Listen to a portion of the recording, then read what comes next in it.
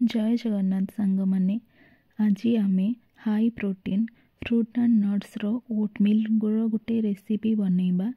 यह super protein rich हे थाए आउ यह आम स्किन आउ हेयर पाई भी बहुत भल हे थाए एवं यह आम वेट लॉस करिबारे मध्य हेल्प करे। या पई फर्स्ट आमे टोन मिल्क नबा, देन किछि सैफ्रन स्टार्च नबा, तापरे पिंच ऑफ कॉफी को पानी रे मिसई नबा, तापरे सीड मिक्स नबा। सीड मिक्स मार्केट रे बहुत इजीली अवेलेबल अच्छी। तो एथरे pumpkin seed, flax seeds, sunflower seeds आउ चिया सीड्स मिसिक आसी थाए। ड्राई फ्रूट्स भी आम से मिसई सोक करवा ओवरनाइट। तो पिस्ता, आलमंड आउ कैशू आप जहाँ भी चाहिए सोक करके नहीं पारे।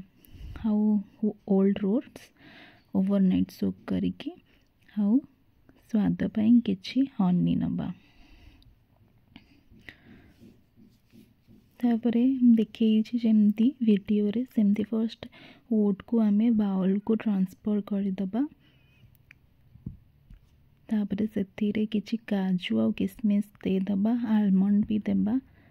तापरे आमे जो सोक करथिबा ओवरनाइट सीड मिक्स ताकू मध्य पूरा ऐड करदबा।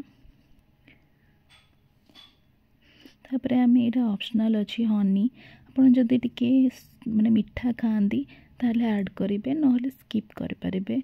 ड्राई फ्रूट्स पड़थिबार या एमती भी मीठा लगे।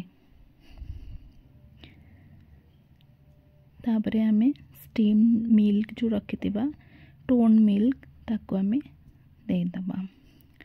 आपन जदि चाहिए सैफ्रन ऐड करें, ना टोटाली स्किप करें। यह टोटाली ऑप्शनल अच्छी। इफ पॉसिबल ऐड करेंगे, ना ताको स्किप करें।